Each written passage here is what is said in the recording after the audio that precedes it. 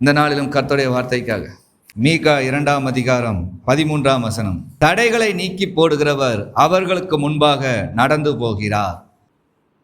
இங்க ஏன் எதற்கு சொல்லப்படுகிறது இந்த வார்த்தை? இந்த 2ஆம் அதிகாரம் ஆரம்பிக்கும் போதே ஒரு வார்த்தை சொல்லும், அக்கிரமத்தை யோசித்து தம்முடைய ஜனங்களை எப்படிலாம் நினைக்கலாம். ஒரு கூட்டம் எழும்பி நிற்கிது. அந்த கூட்டம் என் ஜனத்தை இவர்களை உண்டுலாமாக்கணும் இரவும் பகலும் திட்டம் தீட்டுது.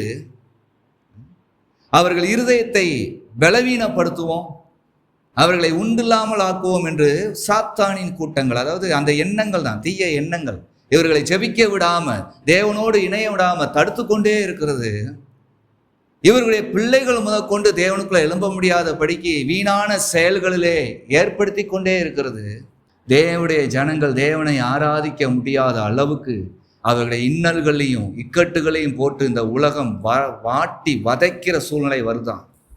அப்போ ஜனங்கள் தேவனை ஆராதிக்க முடியல, கூட்டம் கூட முடியல, சேர முடியல. அவ்வளோ பெரிய பிரச்சனைகள் பல வருஷங்கள் ஆகிவிட்டது. அடிமைத்தனத்துக்குள்ள போயாச்சு. தேவனை ஆராதிப்பதே மறந்து போற அளவுக்கு வேலையின் நெருக்கம், தேவையின் நெருக்கம் எல்லாம் அவர்களை பயமுறுத்தி நிற்குது. ஏன்னா இவர்கள் தேவனை தேடிடக்கூடாதுன்னு 24 மணி நேரமும் அக்கிரமத்தை போடுவதற்கும் செய்யறதுக்கும் சாத்தானுடைய தந்திரம் பயங்கரமாய் போராடிக்கிட்டு இருக்கிற காலத்தின் மத்தியில தான் மீகா என்கிற மனிதனை கொண்டு தேவன் இந்த தீர்க்க தரிசனத்தை இறக்குகிறார். இந்த ஜனங்களை நான் மீண்டும் கூட்டி சேர்ப்பேன். வசனம் இருக்கு பாருங்க, 12ஆம் வசனத்தை வாசிங்க. நிச்சயமாய் கூட்டுவேன், நிச்சயமாய் சேர்ப்பேன், ஏக கூட்டமாக்குவேன், ஜனத்திரளினாலே இரைச்சல் உண்டாகும். இதுக்கெல்லாம் முன்னாடி அப்படி இருந்த ஜனங்கள் இன்று சிதறி கிடக்குறாங்க. எந்த தேசத்துல எங்க இருக்காங்கன்னு தெரியாது. அப்பா ஒரு இடத்துல இருந்தா பிள்ளைங்க எங்கிட்டும் இருக்குது, இன்னொருத்தங்க 2 பேர் வீட்டுல உயிரோடு இருக்காங்களானே தெரியல. இப்படி சிதறி இருக்கிற கூட்டம் இன்னைக்கும் இது எப்படி நடக்குது? தேவனுடைய பிள்ளைகளுடைய வாழ்க்கையில சிறு பிள்ளையில கூட்டமா சேர்ந்து கத்தர ஆராய்ச்சவங்க இன்னைக்கு வளர வளர வளர வளர அந்த வீட்டிலேயே 1-2 பேர் தான் ஆண்டவருக்குள்ள பிரியமா நடந்துக்கிட்டு அந்த ஆராதனையே பண்றவங்களா இருப்பாங்க. மற்ற எல்லாரும் இஷ்டத்துக்கு எனக்கு வேலை கிடக்குது, எனக்கு அப்படி இருக்குது இப்படி இருக்குதுன்னு சொல்லி பிரிந்து போயாச்சு. அவ்வளவு அக்கிரமத்தின் செயலுக்குள்ள துணிகரமா இறங்கி உலகத்திற்கு அடிமை ஆயாச்சு. இந்த ஆராதிக்கிற பிள்ளைகளாவதும் ஐயோ நம்முடைய குடும்பம் இப்படி அல்லவா கடந்து வந்தது, தேவனிடத்துல மன்றாடவும் மறந்து போச்சு. அவங்க வேலை பார்க்குறாங்கள, அவங்களுக்கு சம்பளம் முக்கியம்ல.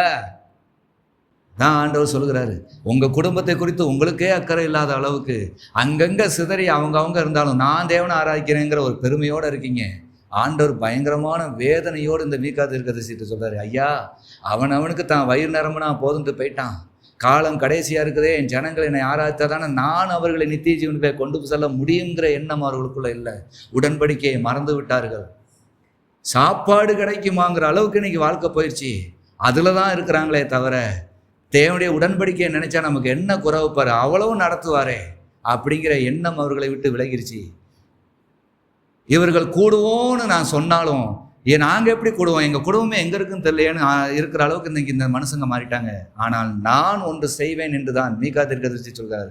கூட்டி சேர்ப்பேன், அடுத்து நிச்சயமாய் சேர்ப்பேன், அடுத்து ஏக கூட்டமாக்குவேன், அடுத்து ஜன திரளினாலே இரைச்சல் உண்டாகும்.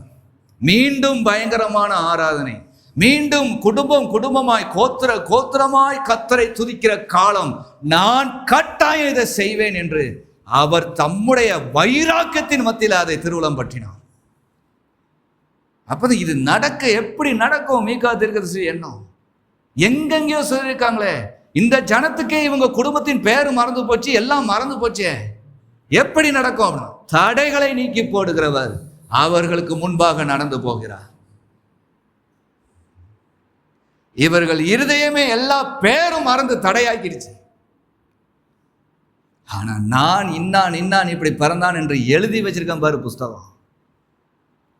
அதன்படியே நான் நிச்சயமா நியமிக்கிற கர்த்தர் என்பதை பார்.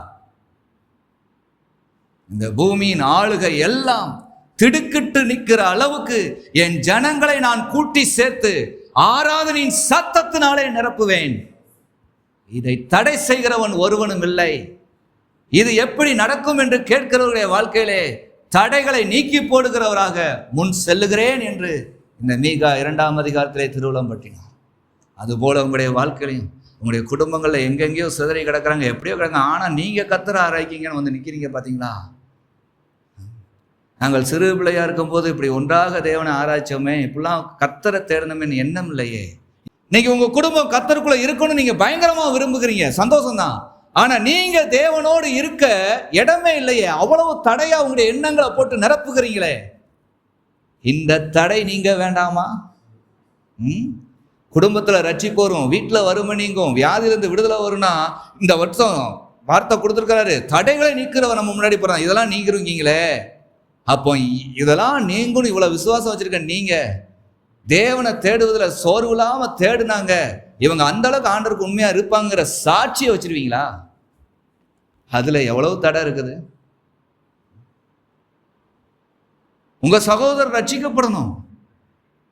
ஆண்டவர் இந்த வருஷம் ரட்சிப்பேங்காரு, தடையை நீக்குவாரு, ரட்சிப்பாருங்க. ரட்சிக்கப்படுகிறவன்ட்ட நீ ரட்சிக்கப்பட்ட விதமா நடக்கணும். அப்ப நம்ம அந்த மாதிரி இருக்கிறோமான்னு நினைச்சு, ஆண்டவரே நானே அவனுக்கு ஒரு தடையா இருக்கேன், இந்த தடையெல்லாம் என்னை விட்டு நீக்கணும்னு கேட்க முடியுமா? அதான் ஞானிக்கு அர்த்தம். நீதியை செய்ய இந்த தடையை நீக்கு, கர்த்தர் உங்களோட இந்த பெரிய காரியத்தை செய்வார். முழங்கால் படுத்து.